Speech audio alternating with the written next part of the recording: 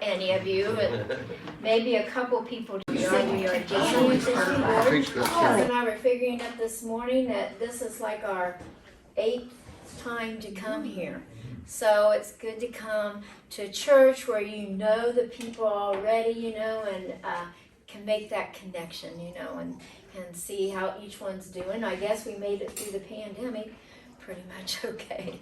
But we are happy to be here after not being able to travel for almost 2 years. So it's good to be here, and we like to come and we like to say salamat, which means thank you for this church's support.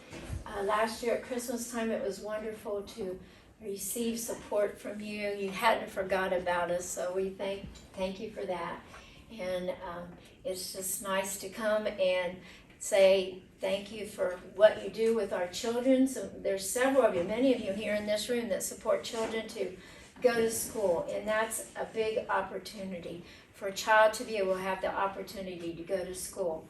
We have children that come to school at our mission, Naomi's Heart Mission Christian Academy. We have children that are in the public school that we have sponsored, and we have college students. This year we have 58 college students that are being sponsored to go to college. In our academy there are 403, and in our public school we have 150.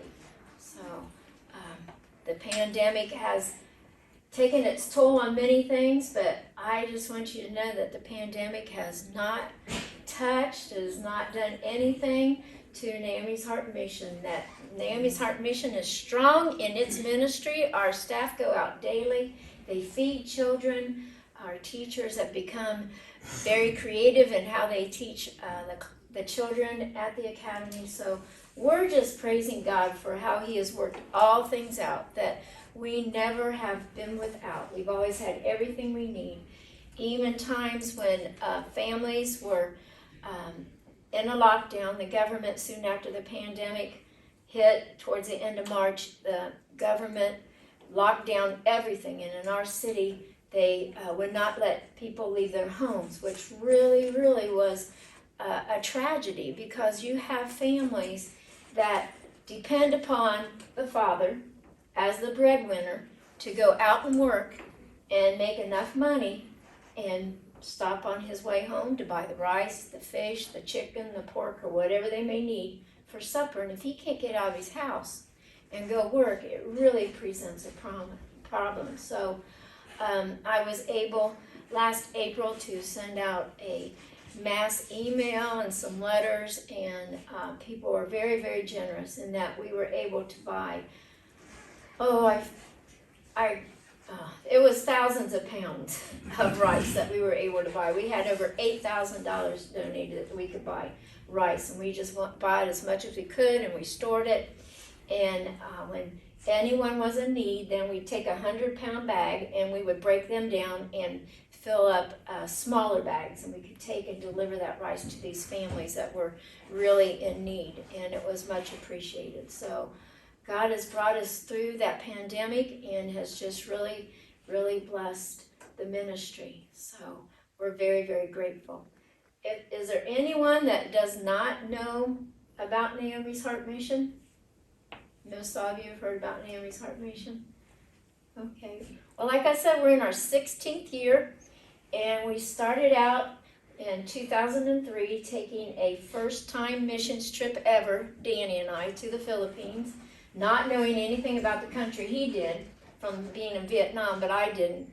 And it was such a life-changing experience. And we went to the city of General Santos City, and it's on the map up here.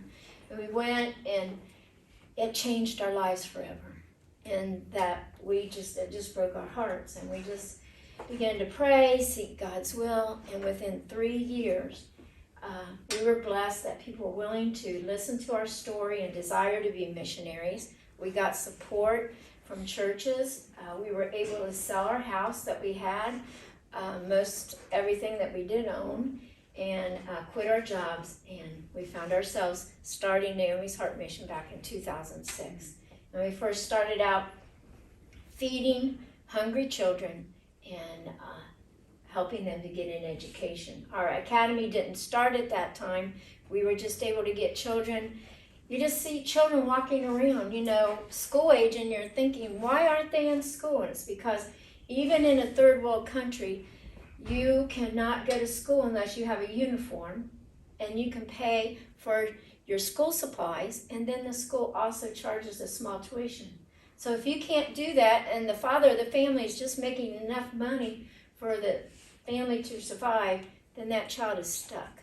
So we started out feeding children and providing a way for them to go to school.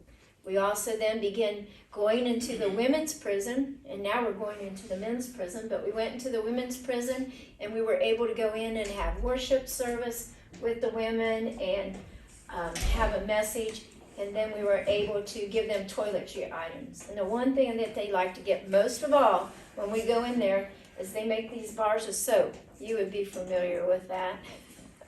And they make these long bars of soap, and you can use them to do your laundry, and then sometimes they bathe with that soap. It's a little bit rough, but that's something very important, that they have something to wash their clothes with. And we eventually were able to go into the government hospital.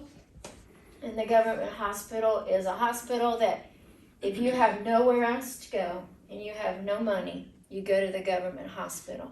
And it is very sad circumstances. You could take a room like this size, and you would walk in, and there would be beds lining the whole room. And if they could, they'd have them down the middle. And say maybe this would be a woman's ward. And if they didn't have enough beds for all the women that were in the hospital, they would put 2 women in a bed.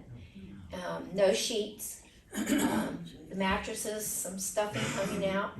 You take your own water. You better take someone there that's going to help you while you're in the hospital, because they're the ones that are going to have to go out along the street or go back home and bring you food to eat. And if you need medicine, the doctor will write a prescription, give it to your friend. Then your friend has to go outside the hospital and find a pharmacy where you can get that prescription fulfilled. So just imagine that during a pandemic.